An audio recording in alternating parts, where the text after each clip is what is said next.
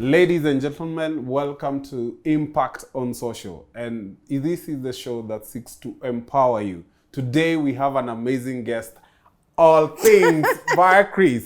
Karibu sana. Asante sana. How does it feel, first of all, to be hosted on your own show? Amazing. Yeah. And of course to be hosted by you, Mr. Mark. Please tell our audience who you are before mimi wananijua. Yes, I am Mark, and I do many things. I'm in real estate. Yes. I'm in art.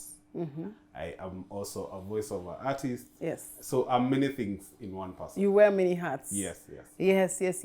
And karibu sana. Thank you so much Yes. for having me. How are you? How are you? To be had. I'm good. I'm doing good. You Kuna have an baridi Nairobi, amazing lakini it's place. Thank you so much. Yes. You like it? I do. I'm so blown. Yani, this is just amazing. Thank then you. Impact on Social? Impact on Social. This is the next big is thing. it? Yes, Yeah, it we're is. excited. Yes, it We've is. thought about it for so long, and it's just that point when it's like, you know what? Yeah. It's time for some action. Yeah. So here we are. All right. Here we are. All right. It just got me thinking. Yeah, you are used to be on this seat. Yes, and I asking am. people the questions. Yeah. But I think it would be also a fair deal for people to get to know this lady from an entrepreneurial angle. So maybe you can tell us all things, Chris. Yes. How did the journey start? Well, I remember when I started, I just really wanted to build a brand and give value and offer value. And then at the time, I wasn't really looking at it more of a business venture. I was looking at it more like the things that I'm learning. I needed an outlet where I can also coach someone what I've learned, what I've picked up on my journey here and there. So if you actually go to my videos from back in 2020 when I started 2019, it's all about branding and entrepreneurship. 10 passive ways to make money while at home. How to save during the pandemic, how to survive it in the first place, because the pandemic was just all about surviving it. Yes, it was. Well, I know some people actually did thrive during the pandemic. Yes. But, I think if you didn't, or if you had, meltdown in your business like I did, Bella Furnitures, don't be hard on yourself, The pandemic was all about just surviving, making it afloat. And right? people should know that Off they the can water. do it again. You can do it, yeah. So my journey, and I like that you asked that question, because I always love other people's journeys whenever they have struggle, and then, you can see how they've learned to swim and stay afloat. So with mine, I remember I came back home back in the beginning of 2018, and I wasn't sure what I was going to do with my life. Okay. I kept wondering, I had a great job. So I was in Canada previously. Yeah. And what am I going to do here now that I don't have the job anymore and I have? And then when the baby came, I said, you know what? Now it's not just about me. I have to start making some income. Yeah. But so I went on YouTube. I was sharing value, giving tons of gems, so many videos on even active ways of making income that now transcended into people asking me, can you coach me? Can you give me a little coaching service? And then the biggest interest was on my decor. People wanted to know, those shelves. I actually had shelves even back then. Okay. They're like, those shelves, who's your fundi? Yeah. Right? Where did you get them done? I want the name, I want the number. So I saw that as an opportunity to actually create a page on Instagram. And that's how it all began. I created a page on Instagram called Bella Furnitures. I was my own secretary, receptionist. I would pick the calls. I would do the invoicing. Talk of a real entrepreneur. And then once we got the order, I would follow it up, buy the purchase of material, make sure that the fundis at the workshop are doing it, follow it up all the way till delivery, organize the delivery of the furniture. So that's how it began. And most people would order like a dining table. Then they're like, when it arrives, they're like, can you also make beds? Yeah. Okay, give me 2 beds for my daughter and 1 for the master. Then, you'd find one client kept coming back. So I was like, there's something here. So that's how it all began. Oh, nice. Yeah. And I'm sure it has been a beautiful journey. Of course, not without challenges. Okay. Yeah. Of course, those are always there. I think it's expected with every journey. Yes. Entrepreneurs have days when they just didn't make anything, right? So, and I think it's always about learning how to strategize and use your available tools. And for me, that is social media. Yeah. And I don't even feel like we harness it enough. Actually, talking about social media, we're living in an age where information is out there and information moves really fast. Yeah. And I notice you have quite a good following, both on YouTube and on Instagram. Yeah. And, it just got me thinking, what do you feel is the role of social media in today's world in terms of business? And how has it worked for you? For me. Until the place where you are at? Yeah. Well, I really thank you guys who follow my page. Thank you so much. I appreciate each one of you. I just want you to know that. Subscribe if you haven't. All things Chris. Yes, it is true that I have amassed some 30,000 followers on Instagram, which to me is just incredible because I appreciate even getting 100 people to follow your content. Do you understand? So for me, I really appreciate every milestone I make. And then here on YouTube, when we got the 25,000, that, we are just about hitting the 25K. So we are quite excited. It's a celebration here, you can tell. Oh, yes. And that's how we are celebrating with Impact on Social coming on board. Yes. I feel it has had such an impact on me. My own growth on as far as personal development is concerned. One, I wasn't an entrepreneur before. I had a great job working for the government of Canada. I knew I had a paycheck bi-weekly. That is every 2 weeks there was a check coming in.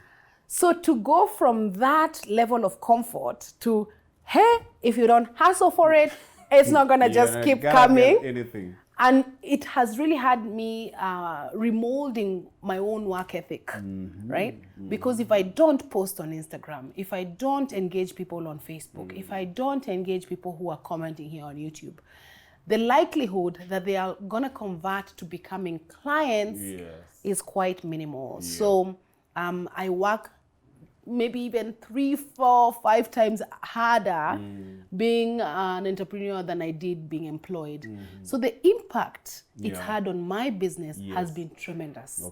Right? Because I feel like I would never know.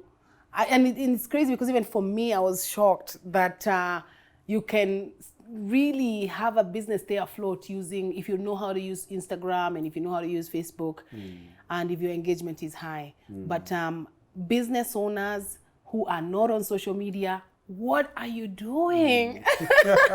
Can you imagine if a guy has this really great food that they sell on a place like just maybe even out here, right? What are the likelihood if you live on the east side of Nairobi that you would know about him if he wasn't on social media? Unless you make your way to where he is. I don't think you have, maybe a word of mouth, but that is very limited. Yes. Yeah.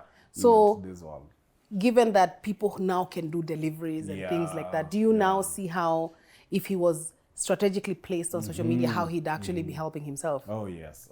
Yeah. Now, it makes a whole difference when it is explained like that. Yeah. And I'm looking at it as also, like it almost like a fundamental tool for anyone who is doing business right now. Yeah.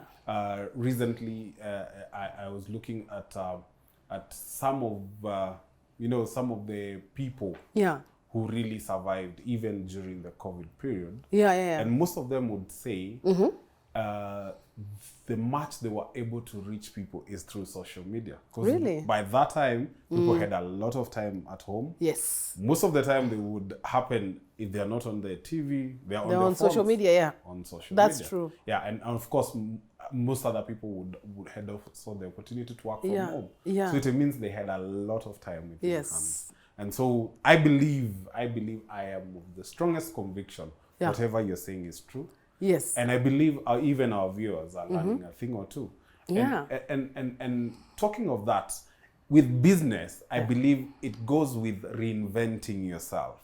You have to look at how things are going, reinvent yourself, and also look at how to better strategically place yourself, especially when you're driven by impacts. It's that true. you're desiring to impact other people. So I know you have a new baby, and this baby, my baby. this baby, tell us about this baby called Loft Studios. Oh, wow. Loft is a labor of love. Yes, especially because, and that's why for me, I always talk about like, it's okay to fall as long as you don't stay on the ground. Get up, dust yourself. I don't care if you're gonna crawl. If you don't have to run right away, but move nonetheless, right? Because I think sometimes people are stuck or fixated on the past, like, oh my gosh, my business fell during the pandemic. So, I mean, I don't even know where to start. So I'm just gonna sit here until I figure it out. But the thing is, you just need to get up and keep trying and start trying, because by the longer you sit down there, the chances of you welcoming feelings of depression, feelings of failure are very high. So it's always good to try and dust yourself, try be among others that are doing something similar to yours, because maybe they can help plug you and help you get back afloat. Now, so for me, I did fall during the pandemic. I say all that to say I fell during the pandemic. As I mentioned to you, of course, we did have a big company called Bella Furnitures, and things didn't go as we had hoped. And the pandemic didn't help. So it had been a while not having a job. Lucky for me, I'm a consultant, so I sometimes could get people call me to their homes to consult on the layout of the space and what I think, and I'm able to do mood boards and renders. So I'd post it and people would be like, oh my gosh, that house is so amazing. I'd love to see how it looks on the inside, but obviously that's not possible because that's actually someone's home. So that's how the idea for the loft came about. I thought, what about if I had a place where if someone wanted to see my work, they could come here, have a look at all these different backgrounds. We have more than 15 different backgrounds. And they could at least be able to see, oh, you know what, I like this. Where do you think we can do it in my home? And I'd suggest, okay, maybe we can do it.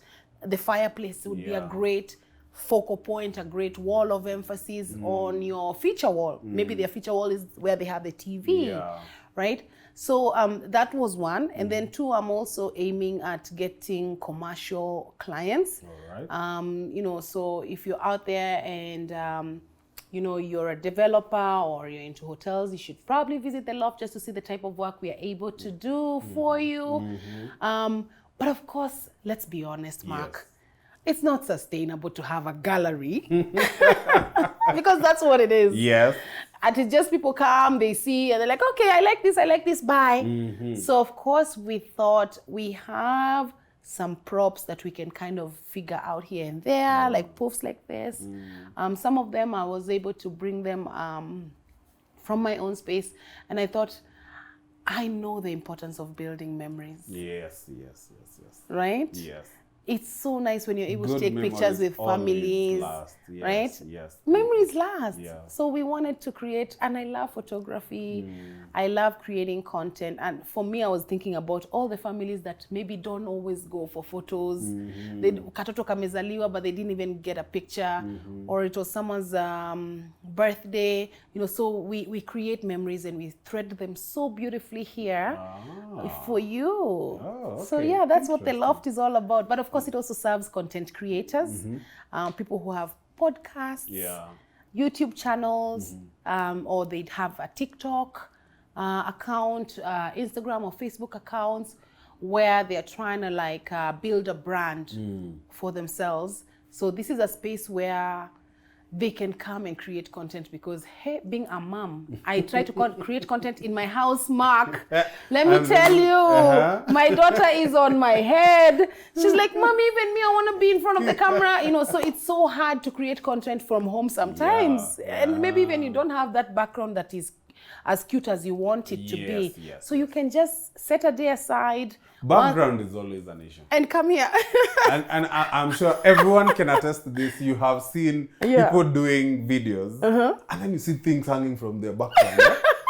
Some things, you know, you're like, someone should have checked. You know, someone should have been we all have keen. that. Yes, we all have that. Yeah. And then also, of course, sometimes I know most people will struggle with even the quality of what they're shooting and all that. Exactly. And the other thing as well is, if you're a content creator, obviously, or what we call influencers here, you're trying to attract brands to want to work with you. Yes. You want a brand to consider you worthy of advertising their product. And sometimes they will take the influencers who take themselves seriously more seriously. Those are the ones they take more seriously. They're like, and those are the influencers who, you know, brands will cut a good check for them. Some of the pages I love and I look, for me, there's one person, one particular person I think, I don't know anyone who works harder locally here in Kenya with their brand on social media or on Instagram than Joy Candy.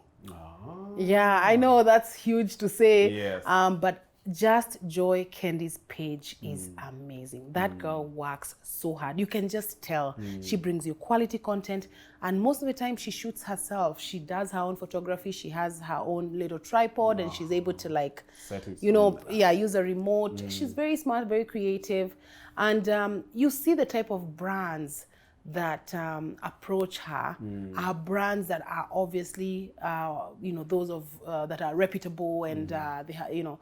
So I feel like if you take yourself seriously and your work ethic shows through your work on even on social media as a content creator, chances are you're gonna make that check, honey. But if you have malesos inaanguka huko nyuma, you know, the background is not aesthetically pleasing, chances are it might be a bit difficult to ask for the money you desire, because then they'll be like, oh, we'd rather give it to maybe an influencer who takes their. So that's why this should be an investment. A content creator considers a space like this and says, you know what, I want a membership. I want to create content in a place that brands will look at my work, and if I ask for this amount to be paid, they'll pay it. Oh, nice. So in other words, what you're telling us is you want people, it's like you're providing a shoulder, and you're telling people, please come, step on this shoulder and fly to greatness. Yeah, fly to greatness. And we give you even free resources. We teach you how to edit, how to shoot reels. So this is an empowerment house for real. It's an empowerment house, because I myself am a content creator. And like I said, I thought about my own struggles, how I want to create content, put content out there, because one, it adds value, has an impact, but more than that, it's also my bread, right? But then my space isn't always cute. Then I have a toddler, that's a distraction. So how many videos can I be able to create when a toddler is running around like, mommy, mommy, mommy, mommy? And you know, sometimes you're using a camera that is expensive, or lights, and they could either trip on them or it could break, right? So it was a solution I felt needed, a problem I felt needed a solution. So I provided a solution for content creators who may have the same type of struggle, where they want to create this content and they know how important they are and how much more seriously their brand is going to be taken if they have great content. However, they're struggling with their own environment. So we give them membership. And they can come here weekly, they can bring their own equipment, or they can use ours, and they have access to more than 15 backgrounds, all these beautiful props. So, and we are here. We give them coaching tips. Yeah. Guys, I hope you're listening, and I'm loving this. I'm loving Me the way. too. And I love conversations that empower. Yes. It's very enlightening. And now I'm just thinking. Yeah. There could be someone out there. Yeah. And they're wondering, okay, now we're talking about content creation, and they are wondering, okay, what kind of content? What are the avenues?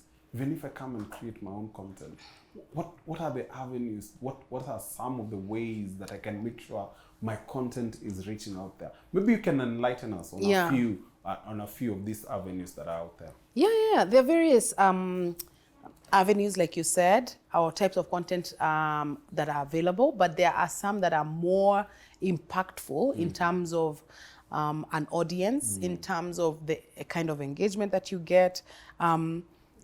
So I would say that, like for me, Reels really do allow my content to have a wider audience than just the people following me. So Reels are good. They put you to the masses. Yeah. There's also, when it comes to short form content, being able to do like a teachable sort of dance in a reel, like, you're pointing at something. Like, for instance, what are 3 types of content that someone should do? The question that you asked. Yeah. And I can post Reels, YouTube videos, and podcasts, and they do it with some background music because everything is just written here. That type of content, chances of even geographically reaching more people and your intended audience are higher. Okay. So I always say it's always good to have at least 2 places which are short form content, where you can place short form content such as Facebook and Instagram or TikTok, and then 1 space where you can do long form content. It could be a website for someone who's a blogger. It's a bit dated now, but I'm sure there are still bloggers making some money. Yes.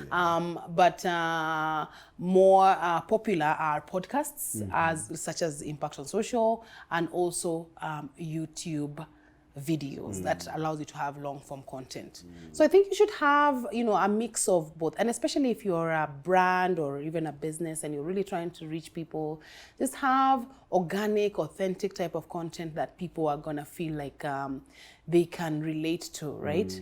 And so, that allows you to reach more people. Awesome. And I'm loving this. Yeah. So I just want to see how to wrap this up, and one of the things we're talking about is impact on social. Yeah. I want to ask you, in your own way, how do you feel you have had, what are some of the ways you feel you have had an impact on different kind of people in the time that you have been able to reach out on various platforms?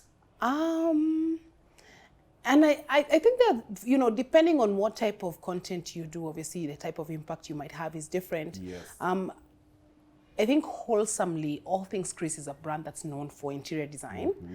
And I give a lot of free tips on my YouTube channel. There's tons of content there that you can find on how to, what type of curtains should you do? What's the height of your curtains? Should they touch the floor? How do we work with neutrals? How do we add that pop of color? So there was a demand for more of that type of content. So I created a masterclass. So I have an interior design masterclass that runs for 5 weeks, and it is 10 modules. So it's value packed. Okay. So we meet on Tuesdays and Thursdays on Zoom. So all you have to do is just log into the link that I usually share to the group. Normally when there's a class, I just give them we create a WhatsApp group, and I'll share a link moments before the class.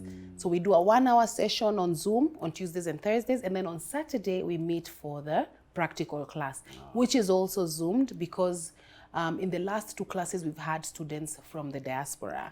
So they also get to see it. It's Zoomed, and if they miss it, it's also posted on Facebook, on YouTube. So I feel like I've had an impact in that regard. But I think as far as the studio is concerned, the impact that I'd say I feel I've had has been the number of people who come here and say, you know what, I'm so glad that this is a space where I can have less distractions than I do at home to create my content. I've become very organized. I'm able to plan my content. I teach people how to do reels, how to edit them. I also teach how to edit videos, because I would edit them myself whenever I used to do that for YouTube. And the impact that has had on people has been tremendous. The content creators just feeling like they have a hub, because our membership has been cut down by 50%. It's only 15,000 for a month, and you get a weekly session. So it's really nice, because most people spend way more than that going to an expensive restaurant just to be able to shoot one video. Here in that 1 week, you can shoot 3-4 videos when you come that one day of the week, right? And then people who come for photography, the families, they're like, oh, we didn't have pictures hanging on the walls in our house. Now we do. So we are really happy that we were able to come here and get some beautiful photographs. Our work is amazing. If you check on Instagram, Loft 904 Studios, beautiful photographs that are taken here. We have amazing photographers. And so definitely check us out on social if you're interested in the masterclass or coming here to the studio, because we are always having our doors open. Awesome. So people, I'm sure you've heard about it. There are master classes that are going on. The contacts are there. Better reach out. Better get to enroll for the next class. People are doing it even from the diaspora. Yeah. This is amazing. I have not heard about this anywhere else in this country, and I'm so proud of you. Oh, thank you so much. Yeah, Mark. so we're really happy. Thank you for doing the good job. Yes. We're looking forward. We're looking you to growing into leaps and bounds. Wow. Yes, and definitely this is an amazing thing. But before I let you go, you always put people on the hot seats. It's your turn now. For quick fire. For quick fire. All right, Chris. Let's do this. Heels or flat shoes? Heels. On an engaging day, would you rather do a fast food or go make something at home? If it's an engaging day, so I'm probably tired, I will go for fast food if it's my favorite one. All right. Which is grilled chicken. Okay, then Netflix or going out with friends? Is it cold? On a cold day? Well, I'm not saying. No, be fair. No, I'm not saying. Like on a hot day or a cold day. Because if it's cold, I'm definitely Netflixing and chilling. But, if it's a nice hot day out, I like to go out with friends. And just be fun. Okay. Yeah. All right. Then, in 10 seconds, tell me 6 things I would find in your bedroom, starting now. Lamp. Duvet, white bed sheets, curtains, and a carpet. Those are 5. Good job. You've done well. Thank you so much. Right. Wow. Right. That was fun. Yeah, it was. And I'm so glad. Fun. Thank you, people. Thank you for watching. Be sure to subscribe on this on Impact on socials. And it was nice hosting you, Chris. Yeah, thank you for hosting me. I'm really glad. You're a great host. You should try this more and more. I will be here more often. Awesome, yeah. And if you're wondering who does our voiceovers, this is the guy. This is Mark. He has so many talents, among them voiceovers. So Thank you should know. All right, see you people till next time. Bye, guys. Bye-bye.